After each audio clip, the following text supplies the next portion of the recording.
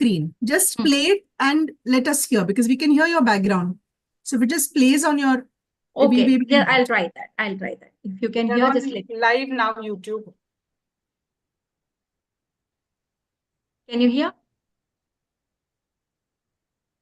No. Okay, fine. So let's go and leave the technicalities, and then मैं कहीं कवि न बन जाऊं तेरे प्यार में कविता.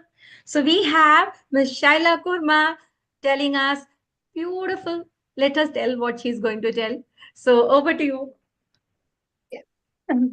Hi, and I'm Shaira Kurma, and I've been a storyteller now for more than a decade. And I think I started storytelling after, I went on to doing workshops for children. Anyway, I don't want to go into too much of that. And today I have actually chosen to narrate poems as a story.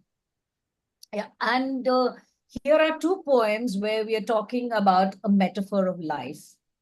For example, take After You, Shraddha, again, continue with water. Okay. It is like we are talking about childhood. There's not a care, right? There's not a care at all. We do what we want. We laugh, we jump, we dance, and there's not a care in the world. Then as we grow older, what happens? There's a lot of uncertainty. There's a lot of fear. Am I right? Yeah. And that's exactly what happens to the water. The water source starts in the mountain as a brook. So I start with a poem. Everybody must be knowing it, must have done it in school. The Brook by Lord Alfred Tennyson. I come from haunts of coot and hern. I make a sudden sally, and I sparkle out among the fern to bicker down a valley. By 30 hills I hurry down, or slip between the ridges. By 20 thorps, a little town, and 100 ridges. Till last by Philip's farm I flow to join the brimming river. For men may come and men may go, but I go on forever. I chatter over stony ways, in little shups and trebles. I bubble into ending bays, I babble on the pebbles. With many a curve, my banks I fret, by many a field and fallow, and many a fairy foreland set with willow, weed, and mallow. I chatter, chatter as I flow to join the brimming river. Men may go and men may come, but I go on forever. I'll wind about, in and out, with here a blossom sailing, and here and there a lusty trout, and here and there a grayling, and here and there a foamy flake upon me as I travel, with many a silvery water break above the golden gravel, and draw them all along and flow to join the brimming river. For men may come and men may go, but I go on forever. I steal by lawns and grassy plots. I slide by hazel covers. I meet the snow, the sweet forget-me-nots that grow for happy lovers.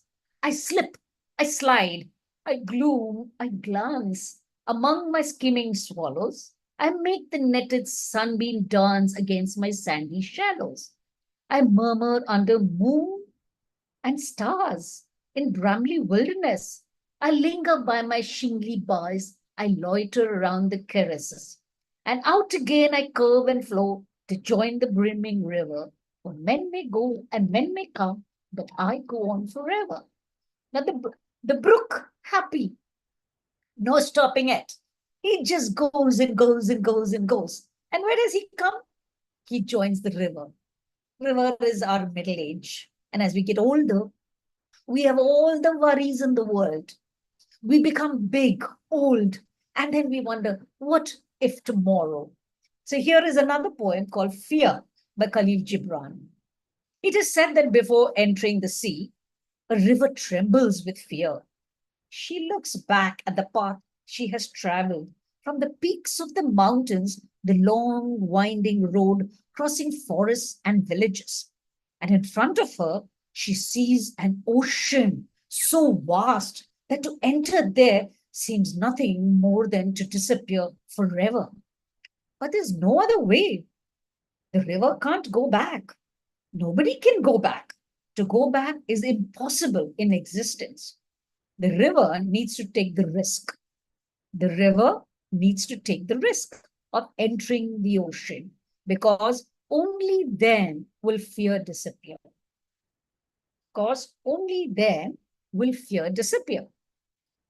That's where the river will know it's not about disappearing into the ocean. The river will know it's not about disappearing into the ocean, but becoming the ocean. So if we could do this, that is what it is. And I have one more poem, which is a little more fun. It's again part of, I would say, nature. Now, I'm sorry I'm reading it out, because these days, as I'm getting older, I find my memory slips. And poetry is something you cannot change. It has to be in the words of the poet. Now, this is a very interesting poem, which I heard from Mr. Dale Edward of Trinity College, Bombay. Because I always enacted poems, and he did this, and I had never heard of it before. This was a few years ago. It goes like this. It's Sky in the Pie by Roger McGaw. Waiter, this is a sky in my pie. Remove it at once, if you please. You can keep your incredible sunsets. I ordered mincemeat and cheese. I can't stand nightingales singing, or clouds all burnished with gold. The whispering breeze is disturbing the peas and making my chips all go cold. I don't care if the chef is an artist. Whose canvases hang in the Tate. I want to veg and puff pastry, not the universe heaped in my plate. Okay, I'll try just a spoonful. I suppose I'm not going to lose. Oh, the colors quite tickle the palate with a blend of delicate hues. The sun has a custardly flavor, and the clouds, are as light as air. The wind is chewier texture with a hint of cinnamon there. This sky is simply delicious. Why have I not tried it before? I can chew my way through the eternity and still have a room left for more. Having acquired a taste for the cosmos, I shall polish this sunset off soon. I can't wait to tuck into the night sky. Waiter, please bring me the moon. Thank you. Wonderful, wonderful. That was wonderful, connecting brook, fear, and then sky and the pie, and somewhere taking us back to nostalgic memory lanes behind. Loved it the way you connected each. So, all to our listeners, looking forward. Yes, Vishali. Yes, I wanted to be the first. I'm so happy, Shaila. I know the way you just narrated the poetry. It was a storytelling in a sense. Yeah. I really loved it, and this was one of the things that we were missing at KTG, because everybody was telling stories, but poetic way of storytelling is something missing, and I loved it because I myself love poems, and lovely. You enacted them so well. Thank you, Roshali. Thank you so much for bringing this flavor to Fabulam. Thank you. Yes. Next. Yeah, Yeah, Yeah. Shiva. Then I, Deepa. it was amazing. Poetry in prose. Right. Amazing. What a beautiful flavor, like just now Roshali mentioned. Something very different, and I really enjoyed it. Thank you so much. So much. This, yeah, new flavor, new tadka. Thank you. True. Yes. Shraddha wants to say, yeah. Then Deepa. Yeah, you can- yeah. Sorry, I'm about to move out to my car, but Shaila, that was so wonderful. It Thank was